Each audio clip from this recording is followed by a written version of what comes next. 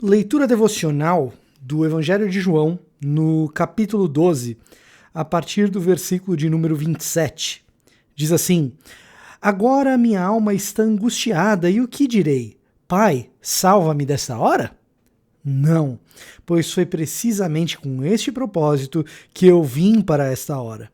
Pai, glorifica o teu nome.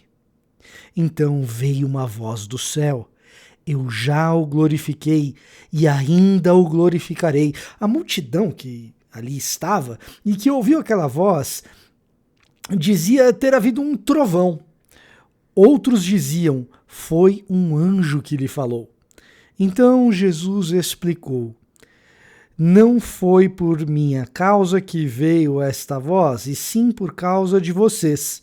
Chegou o momento de este mundo ser julgado, e agora o seu príncipe será expulso. E eu, quando for levantado da terra, atrairei todos a mim. Ele dizia isto, significando com que tipo de morte estava para morrer. A multidão disse: Nós ouvimos da lei que o Cristo permanece para sempre. Como então você diz que é necessário que o Filho do Homem seja levantado? Quem é esse Filho do Homem? Jesus respondeu: Ainda por pouco a luz está com vocês. Andem enquanto vocês têm a luz, para que não sejam surpreendidos pelas trevas. E quem anda nas trevas não sabe para onde vai. Enquanto vocês têm a luz, creiam na luz, para que se tornem filhos da luz. Essa passagem carrega ao mesmo tempo duas camadas de demonstração da vontade de Deus e da vontade do homem. Concomitantemente, elas estão ali. A nossa reflexão de hoje é sobre os nossos desejos e as nossas vontades. Numa primeira camada, um tanto mais explícita, a gente observa Jesus dizendo, e num diálogo com Deus, com o Pai, dizendo a respeito das suas vontades e da vontade do Pai. E, de modo mais óbvio, você poderia traçar aqui a diferença da vontade de alguém obediente aos propósitos de Deus e alguém desobediente aos propósitos de Deus. Jesus aqui é muito claro no seu desejo de cumprir aquilo que é vontade do Pai. E essa vontade do Pai, Jesus já está plenamente consciente. É a vontade de que ele seja crucificado. Então, voluntariamente, Jesus vai entregar a si mesmo como alguém que irá para a crucificação. E então nós poderíamos pensar: estamos nós dispostos a cumprir a vontade de Deus na nossa vida, ainda que isso inclua atos sacrificiais de amor pelo próximo?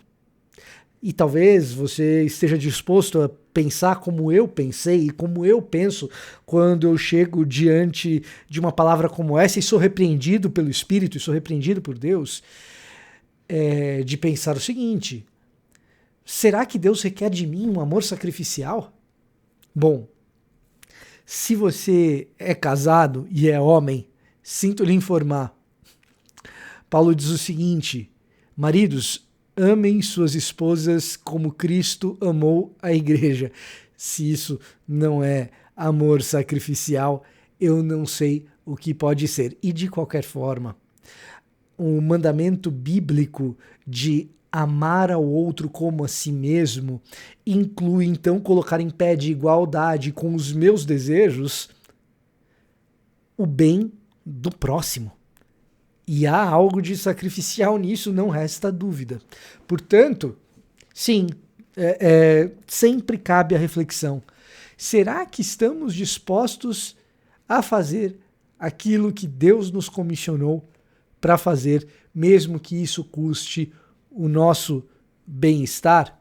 Um parênteses, já que eu mencionei o amor sacrificial dos maridos. Na minha história ministerial, eu encontrei muitas mulheres submissas aos seus maridos.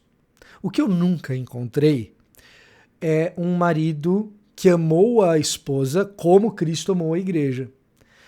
são mandamentos que estão na mesma passagem, para a esposa e para o marido.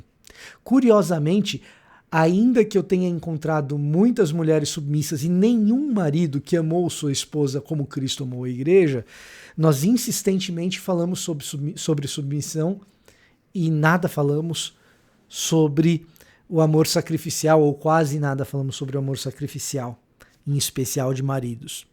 Fechado esse parênteses, amor sacrificial é um mandamento que está implícito no tipo de amor que o Novo Testamento nos comissiona a ter, nos demanda a ter.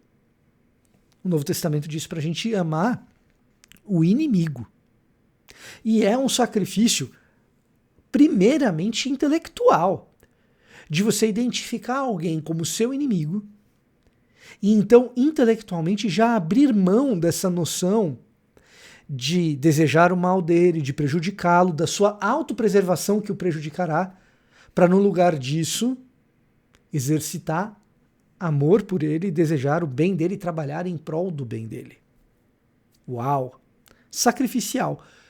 Mais que isso, nós somos chamados, no nosso discipulado cristão, a sermos imitadores de Cristo Jesus. E, portanto, a nos projetarmos em direção ao outro e ao próximo como Jesus fez ao se entregar. Eu insisto na pergunta reflexiva. Será que estamos dispostos a fazer o que é necessário para cumprir aquilo que Deus nos comissionou a fazer os sacrifícios necessários? E eu queria te dar uma resposta de pequeno conforto. Eu não estou pronto. E por isso eu caio de joelhos e clamo por misericórdia.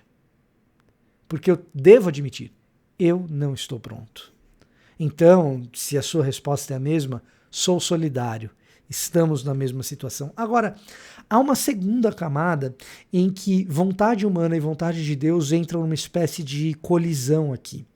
E essa é um pouco mais profunda e difícil de acessar no texto, precisa de um pouquinho mais de atenção, mas ela está aqui. Se você prestar atenção, você identifica.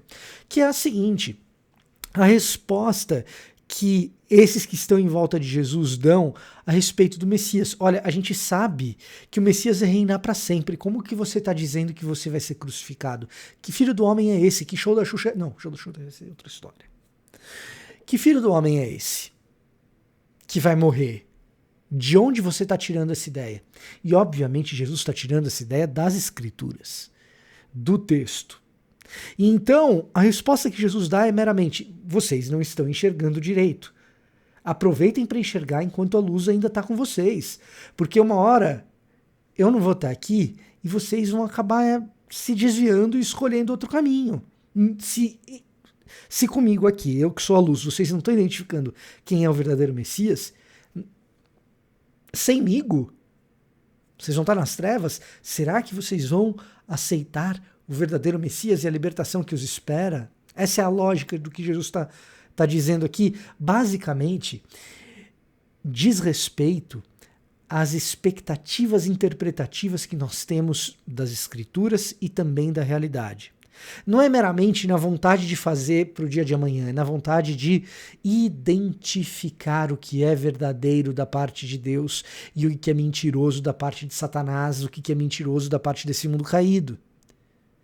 Então existe aqui uma outra camada de confronto de vontades. Muitas vezes não acreditamos naquilo que Deus tem preparado porque interpretamos o mundo de acordo com os nossos desejos e não com aquilo que Ele preparou. O desejo que a gente encontra aqui era de um rei Messias, a exemplo de Davi, que governaria com pulso firme, reunindo todas as tribos de Israel. Esse era o desejo. E Jesus está dizendo: sim, é um Messias para sempre, mas para sempre não significa o que vocês desejam. É outra coisa. Então o Messias vai para a cruz. E muitas vezes nós vamos para o texto bíblico tentando encontrar aqui e interpretar no texto bíblico, interpretar na realidade aquilo que vai ser mais confortável para os nossos corações. A passagem de hoje, ela é um desafio para a gente reexaminar as interpretações teológicas, escriturísticas, espirituais que nós temos, porque talvez elas estejam apenas servindo os nossos desejos mais íntimos e não sejam a verdade que está de fato no texto. O confronto que esses homens fazem a Jesus está no texto. O reinado prometido messiânico em 2 de Samuel ao descendente de Davi era de que seria de fato um reino para todo sempre. Agora, interpretar aquilo como um reinado de um unificador revolucionário de todo o povo contra Roma, isso não estava no texto, isso era a interpretação do desejo daqueles que estavam circundando Jesus naquele momento. Jesus está dizendo, não, eu não sou esse tipo de Messias. Eu sou um outro tipo de filho do homem, que vai se entregar pela humanidade.